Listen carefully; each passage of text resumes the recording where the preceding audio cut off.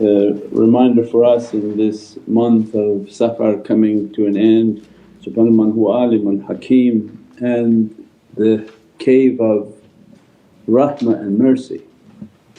And remind for myself the story of a king in which he has a beautiful garden and he has three of his top wazirs, those whom advise and are always in the council of the king.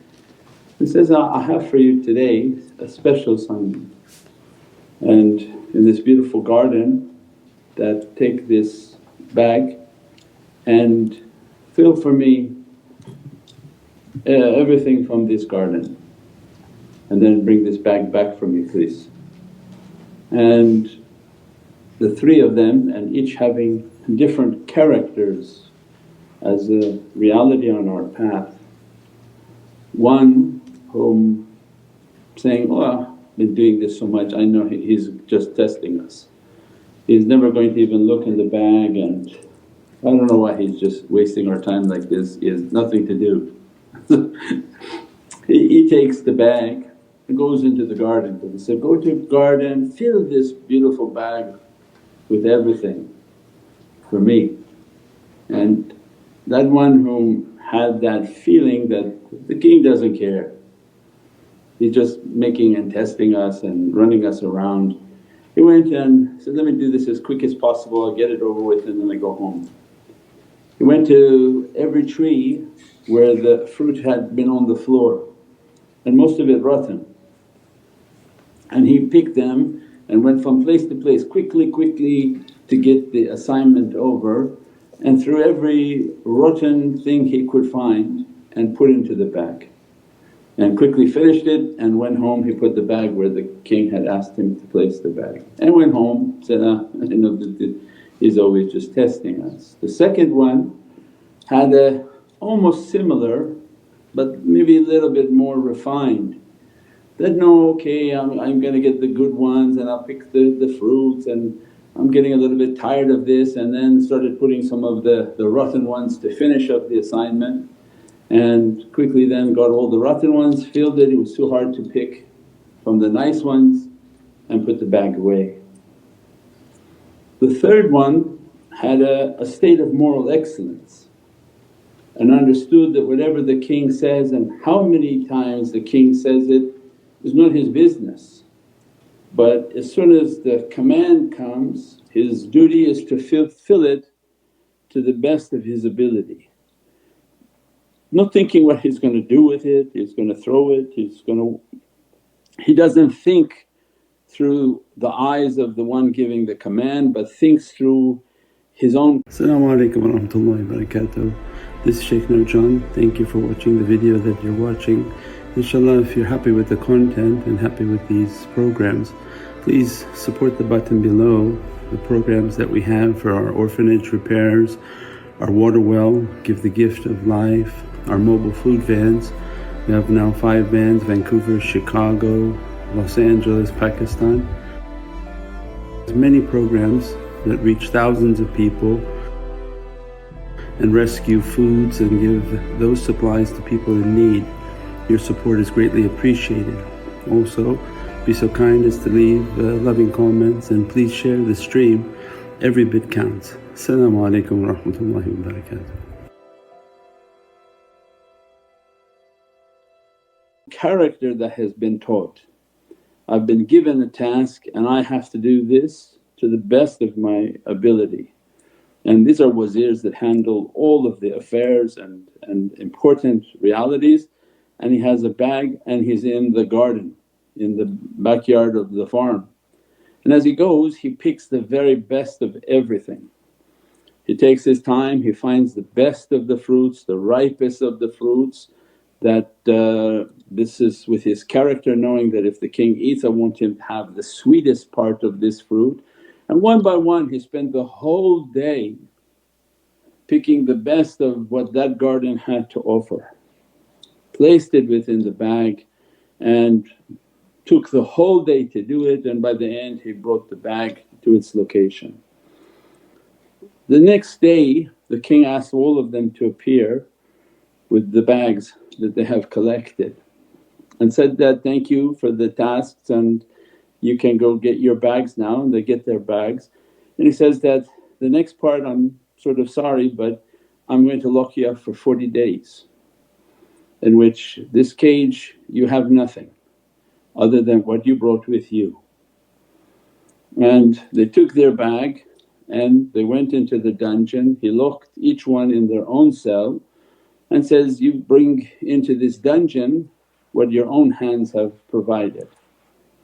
And immediately the one whom did everything with haste and overthinking and thinking he knows, "Oh, this is just going to be a test from the king," realizes he's in serious danger. 40 days he's stuck with a bag of all rotten items and not even able to eat that within couple weeks and dies because of the bacteria and whatever was rotten in that, and he had no way out. The second one lasted maybe a little bit longer than the 2 weeks. He ate the fresh ones, the good ones, survived for a bit of time, and what was left is the rotten ones. And as he began to eat the rotten ones he fell ill and not well and was not able to survive the duration. And the third one with the character of moral excellence enjoyed his 30-40 days.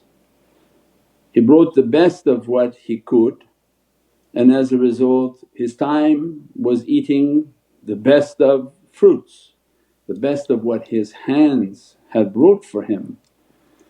And as a result he survived, no problems, everything was good, and came out of his seclusion having been well fed from the provision that his own hands had put in. And the tariqah comes to remind, and always a reminder for myself, for people who wish to listen, this has many different angles of reality. One is the direct, that when we overthink things that, "Oh, God's testing me, this authority is testing me, the tariqah is testing me," that's not the safest way to think. The safest way is that my life is a test and everything in it is that I should show my moral excellence.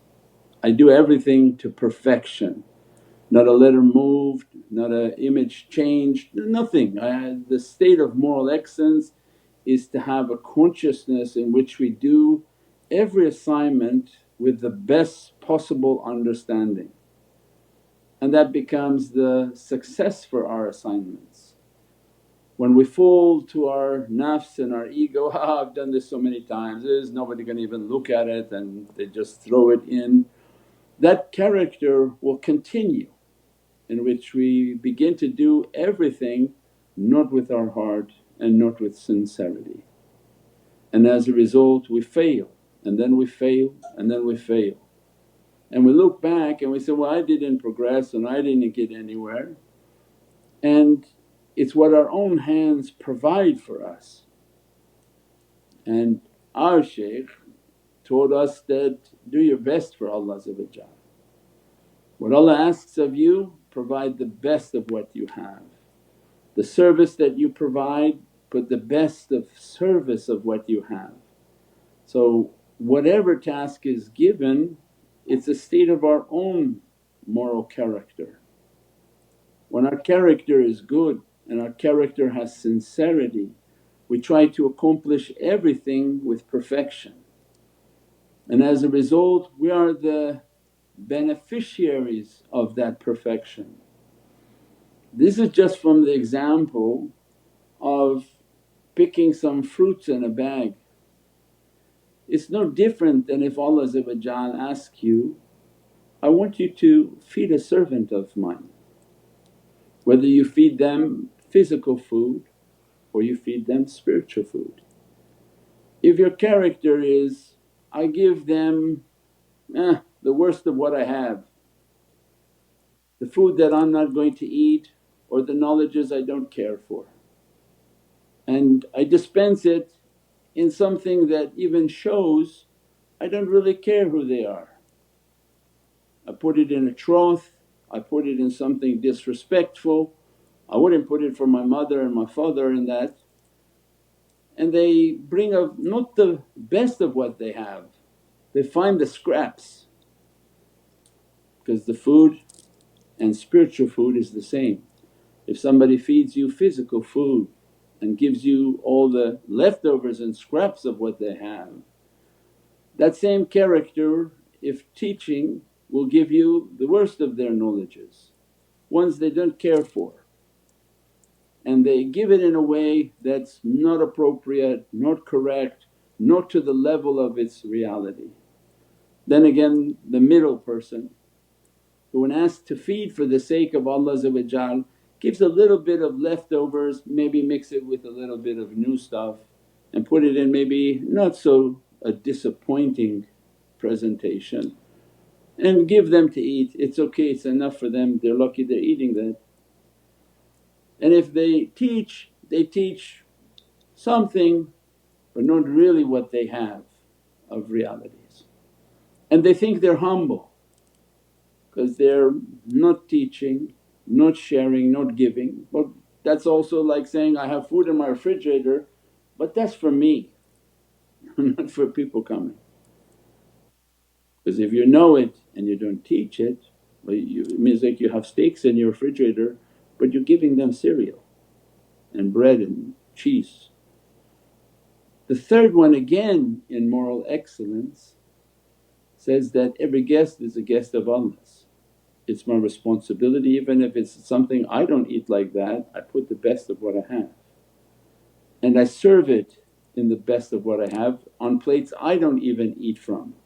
But when the guests come over, I want to show my respect for Allah for sending them, and as a result I feed them from things I don't eat, and I feed them in plates and in a presentation that I don't feed myself. At home I eat in a paper plate. In front of people I may feed them in something very beatific and elegant, because that servant has a state of moral excellence or they're training in moral excellence. And if they one day become a teacher and they realize that they teach from the best of what Allah has given to them in their heart. They didn't achieve it easily, they achieved it through seclusions and difficulties and a life of struggling, giving everything away in the way of Allah and not having, and struggling and accompanying and every type of difficulty that the tariqah endures. The servant has achieved those, and as a result Allah has gifted them with the knowledge and realities. This is the treasures Allah gives to them, that with these treasures then feed my people. Whom then do we think, because they go out now they give the best of foods, best of presentations, and if it's a spiritual teachings they give the best of their knowledges, the best of their realities that they're able to attain, and they ask everyone to present it in the best of mediums and the best of presentation. Means you take a beatific knowledge and you add beatific colours and fragrances and sounds. That's like a beautiful 5-course meal on expensive china and gold plated chinaware, because you're taking what Allah has given to you and you feed it and serve it to the people with perfection. Who do you think Allah will call into His service? The one whom didn't care to feed and didn't show respect for Allah's creation, the middle one, or the last one? The last one, because Allah's happy with the character that you gave the best of what you have. Even you don't eat like that, and you served it in a way that was so beatific, and we know that you don't even serve yourself like that. Then it's no doubt that Allah supports that way because He wants His servants to be brought to that table. He wants them to eat from those realities and to take it in the most honourable and respectful way, because Allah is about adab.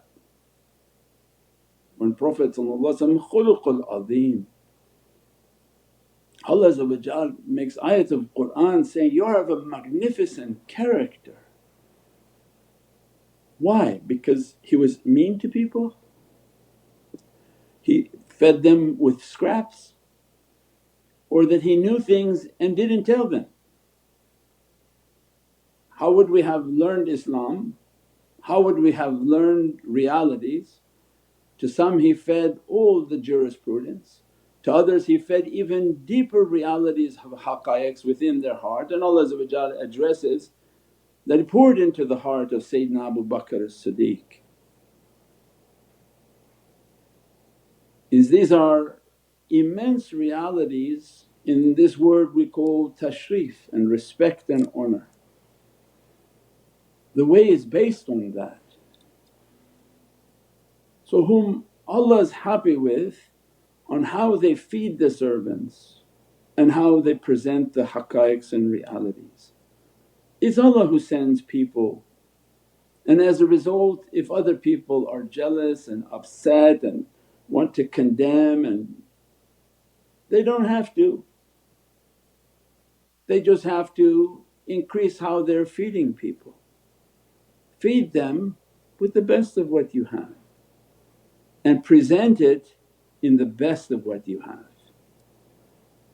Don't throw scraps for people and say, this is all they need and I'm humble. That's not humbleness, because you're saving your goodies for what? What are you saving it for? Same with spiritual knowledges. If you don't know, then you don't know, you're not supposed to be jealous or upset or make comments.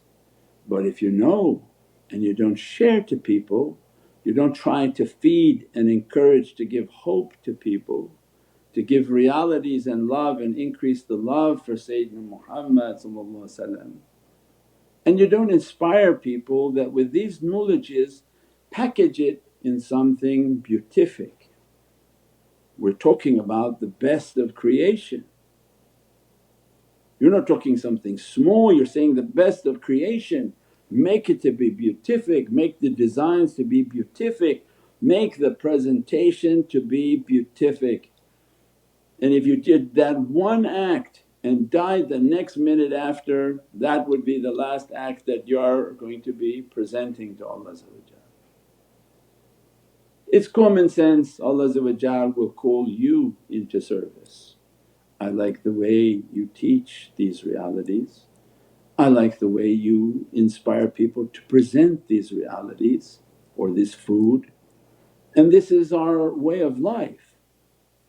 InshaAllah people find success and find Allah's rida and satisfaction, the satisfaction with Sayyidina Muhammad by these manners and mannerisms. Do the best, give the best, serve creation with the best of what you have. Whether it's your office, whether it's your business, whether it's your practice, whether it's a zikr and tariqah. When they come to your home you give the best of what you have, even you don't have it. There's so many hadiths where they would bring food that they don't even eat, and Prophet would ask them that, "Where is this coming from? We brought it for you. But I know that you don't even have food to eat, so it doesn't matter. The guest of heavens is coming." Why? Because the faith is that if we do and we show this love, Allah's rida and satisfaction means Allah's satisfied with the servant and gives from the fountains of abundance. Everything is in the presentation, everything is in the showing of love and respect for Allah's creation. We pray that Allah give us a deeper understanding in every khidmat, in every service that we do. Don't try to finish it and do the worst and hide what nobody can see, but you do the best of what you have. That may be the next minute your death, and what will be presented is your last action, not 15 years ago action. So, but 15 years ago I believed, but this last action, this is the one that's going to be judged, because say 15 years ago how your belief dropped to this point. So it's not the I have in my back I've done so many things, but what I've done in the past brought me to this point right now where every command that comes is the most important command. And if I die at this moment, these are the commands that I followed, this is the way that I presented it, and I presented it with the best of my heart. To the presence of Allah, to the presence of Sayyidina Muhammad, to the presence of the holy companions Ahlul Bayt and all awliyaullah fis samai wa fil ard. We pray that Allah put within our hearts in this holy month as it's coming to an end, because now we're going into the noble presence of the King, the birth of all realities, the birth of our reality, and that Allah's a hidden treasure wanting to be known.